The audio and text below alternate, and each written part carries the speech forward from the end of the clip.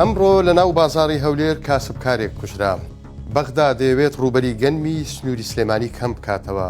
هاوڵاتێکیش لە باڵەکایەتی تەرمەکەی دۆزرایەوە. سڵاوتان لێبێت و ئەم کاتەتان باش، گرنگترین هەواڵەکانی ئەمڕۆتان پێشکەشەکەم. ئەمڕۆ حاڵەتێکی کوشتن لە هەولێر ڕوویدا. لە ناو بازاڕی ئەو شارەدا کەسێک چەند فیشەکێکی بە کاسبکارێکەوە دەنێت و بەهۆیەوە گیان لەدەسەدات. 1964 هەر ئەو کات گەیشتە شوێنی ڕووداوەکە کە ئەکەوێتە بەردەم باخی گشتی ئەو شارە و کابرای کاسبکار خاوەن مێزێکی فرۆشتنی جلوبەرگ بووە. شاید حاڵێکیش لەو شوێنە بە 1964 وێت ئەو بینیویەتی کە تەقەکەرەکە خۆی ڕادستی پۆلیس کردووە. بەڕێوەبەری یاسایشی هەولێریش بڵاوی کردەوە لە ڕووداوێکی تەقەکردندا لە ناو بازاڕی شاری هەولێر هاوڵاتی ئەلف سین لە سەرکێشەی کۆنی کۆمەڵایەتی لەلایەن تۆمەتبارێک بە ناوی عین سین ئەلف کوژراوە و دوای ئەنجامدانی تاوانەکە بکوژەکە خۆی ڕادستی هێزەکانی پۆلیس کردووە. لیژنێکی وەزارەتی کشتتوکاڵی بەغدا لە سنووری پارێزگای سلێمانین وردبوونەوە لە ڕووبەرە زەویانە ئەکەن کە ئەمساڵ بەگەنم چێنراون و ئەڵێت ئەوان بۆ دیاریکردنی ڕووبەرەکە پشت بە وێنانە ئەبەستن کە پێشتر لەلایەن هەرێمەوە لە ڕێگەی مانگە دەستکردەکانەوە تۆمارکراون. شاندەکە بەڕێوەبەرایەتی و بەشە کشتتوکاڵیەکانی سنووری پارێزگای سلەیمانی بەسەر کردوێتەوە و یەکێک لەو بەشانەی کە سەردانیان کردووە کشتتوکاڵی شارە زوور بووە.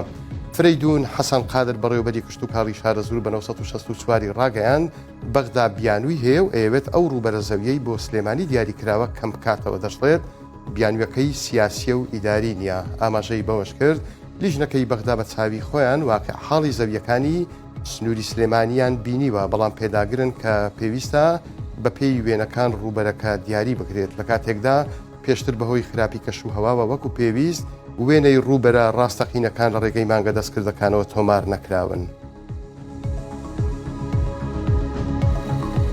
لە هەرێمی کوردستان چەند حاڵەتێکی ونبوونی هاوڵاتیان لە ناوچە جیاوازەکان هەن، بەڵام ئەوەی جێی سەرنجە کەسانی بەتەمەن بە مەبەستی کۆکردنەوەی گشت و جیابەهاریەکان ئەچنە سەرشاخ و کوێستانەکان و ناگەڕێنەوە. لە سنووری سۆران لە دوێنێەوە هاوڵاتێکی تەمەن 6 ساڵان ون بووە کە لەگەڵ گروپێکی 11 کەسی چوونەتە کوێستانەکانی زینوێ لە باڵەکایەتی.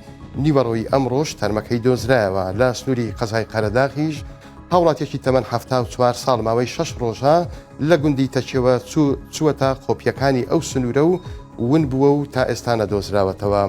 ڕەوف شێخ کەمال قایمقامی قەزای قەرەداغ بە 1964 ڕاگەیان 3 ساڵ لەمەوبەر هەمان ئەو هاوڵاتیە ون بوو، بەڵام کاتێک دۆزیویەتیانەوە دەرکەوت کە ئەو کات لە سەردار قەزوانێک کەوتو بووە خوارەوە و توانای ڕۆیشتنی نەمابوو.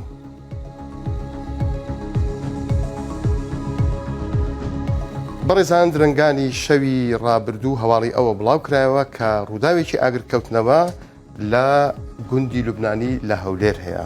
1964 هەر بەیانیەکەی زوو بە دوواداچوونی بۆ ئەم هەواڵە کرد دەرکەوت کە ئەوەی لە گوندی لوبنانی لە هەولێر ڕوویداوە ئاگرکەوتنەوەیە لە ناو هیچ باڵەخانەیەک نەبووە، بەڵکو ئەوەی هەبووە کە ئۆتۆمبیلێک لە نزیک گوندی لوبنانی لە هەولێر ئاگری گرتبوو.